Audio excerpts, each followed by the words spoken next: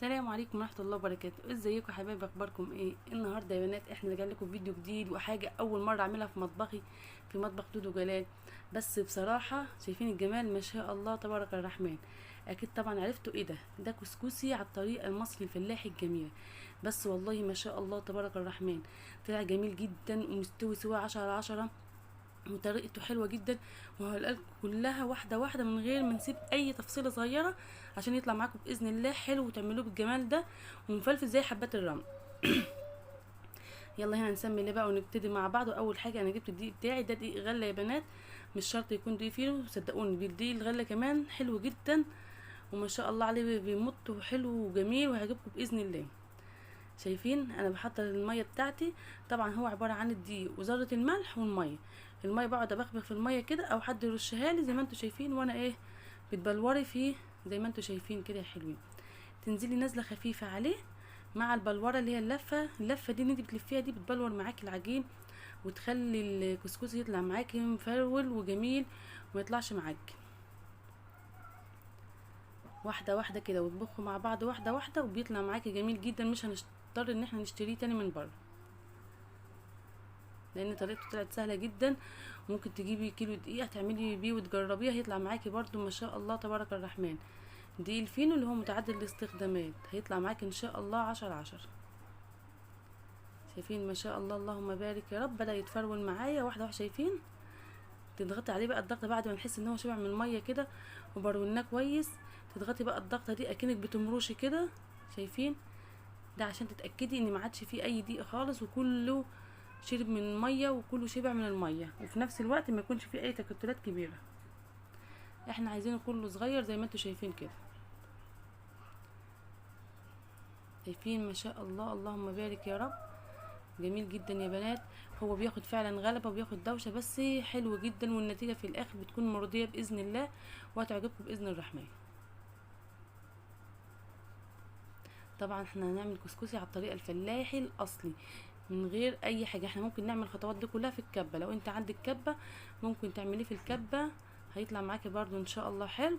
بس بصراحه ده بقى طريقه ايه اجدادي وطريقه جدتي والطريقه الفلاحه واللي شفتي بيها ماما بتعملها. مامتي برضو بتعمله بنفس الطريقه دي وبيطلع ما شاء الله جميل جدا. فانا سالت ماما في التليفون، يا ماما انا عايزه اعمل كسكسي اعمله ازاي؟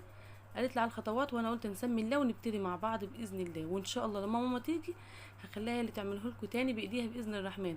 طبعا من ايد ست الحبايب هيبقى طعمه احلى واحلى بكتير باذن الله. شايفين ما شاء الله كده ما عادش فيه دقيق خالص، بدا الدقيق يدوب معاكي ويختلف حتى لونه بدا يصفر. طبعا الصفار ده عشان هو دقيق غله، بدا يصفر معاكي خالص.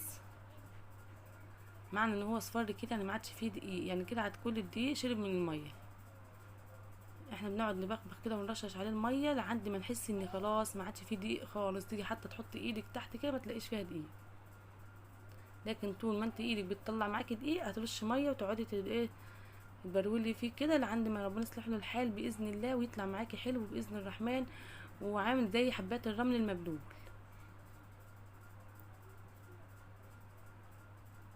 شايفين يا بنات ما شاء الله، واي حاجه بنلاقيها متكتله معانا بفرك فيها تاني وبفرولها واخليها تنعم معايا وباذن الله بتطلع سهله وجميله بكل سهوله. شايفين الدعكه دي بعد ما بنبرول الميه فيه وبتحس ان كل شرب الميه بندعكه. الدعكه دي اكنك بتمرشي كده، اكنك ماسكه حته غسيل كده بتمرشيها، بيطلع معاكي يشرب كل الميه وبيطلع معاكي 10/10. شايفين ما شاء الله اللهم بارك زي حبات الرمل يا بنات، ما شاء الله اللهم بارك يا رب. احنا هنا بقى هنجيب الغربال بتاعنا او الدياره. الغربال ده اللي احنا بنستخدمه في الغله او غربال الرز، طبعا بنكون غاسلينه وبيكون نضيف. ونجيب بقى الصينيه بتاعتنا ونجهز. وشايفين ما شاء الله بينزل منها ما شاء الله تبارك الرحمن. شايفين يا بنات ما شاء الله، ده بيدل على ان احنا كان شغلنا من الاول 10/10 مظبوط. طول ما شغلك انت من الاول مظبوط بيطلع معاكي كل حاجه 10/10، هيطلع ان شاء الله تسويته حلوه باذن الله ومش هتكون في اي خساره باذن الرحمن. هنا هيبدا كله ينزل من الغربال بتاعي زي ما انتوا شايفين. الغربال ده ممكن لو انت مش عندك غربال زي ده ان انت تستخدمي منخل سلك، ممكن تستخدمي المصفى السلك اللي احنا بنستخدمها في المطبخ دايما اكيد كلنا عندنا المصافي السلك دي. شايفين نازل معايا ما شاء الله تبارك الرحمن زي حبات الرمل بالظبط. ما شاء الله تبارك الرحمن جميل جدا يا بنات. شايفين والله زي الرمل. هنا انا جبت الشال بتاعي يكون نضيف جدا وما يكونش فيه اي روايح خالص، عشان ما يكونش فيه اي روايح تلقطوا الكسكسي بتاعنا. وكده احنا هنجهز بقى الحله بتاعتنا وهنحطها على النار. انا بجهز حله علبه. طبعا اكيد كلنا عندنا حله اللي هي الغويطه دي. الحله مش شرط تكون حله بخار ولا حاجه، المهم الحله ما يكونش فيها، ما تكونش واسعه ان المصفى. زي ما انتم شايفين الحله بتاعتي غويطه بحيث ان المصفى ما تطولهاش، ولازم تكون حله محكمه، المصفى محكمه على الحله. شايفين انا هنا ما شاء الله جبت الحله مظبوطه جدا على المصفى بتاعتي، وهتطلع 10/10 كده. احنا مش عايزين اي حاجه خالص، ولا هنضطر نعجن بقى عجينه ونلفها بقى بعجينه ولا اي حاجه. طبعا قبل ما نحطها على المصفى هنحط معانا، حطيت الشوكتين زي ما انتوا شفتوا كده. الشوكتين دول عشان يرفعوا المصفى من فوق، او يرفعوا الكسكسي بالشال بتاعه من على المصفى. وهنغطيه بالغطا بتاعه كده، وهنسيبه عباره عن 25 دقيقه او نص ساعه، مش اكتر من كده ولا اقل. وبيطلع معاكي ما شاء الله تبارك الرحمن. هنا بعد يا بنات ما سبته حوالي عن 25 دقيقه، شايفين ما شاء الله تبارك الرحمن استوى معانا وكان جميل. طبعا احنا كده ماشيين خطواتنا 10/10. هننزله بقى على الصينيه بتاعتنا عشان نرده. الرده دي ممكن نرده على ميه او ممكن نرده على لبن. لو انت هتاكليه في نفس اليوم مش هتخزنيه، ممكن ترديه على لبن، مفيش مشكله خالص، هيشرب معاكي اللبن وبيفرق في الطعم جدا. بقى طعم اللبن طبعا اجمل بكتير. بتلاقيه ما شاء الله. طبعا احنا بستخدم المعلقه لان طبعا في الفتره دي هو سخن مولع نار، مش اقدر ان انا امد ايدي فيه. شايفين ما شاء الله تبارك الرحمن. الكلكعه دي ما تخافيش منها، ده كله دلوقتي هيتهري بسرعه بالمعلقه كده، تلاقيه اتهرى عشان هو لسه سخن بس.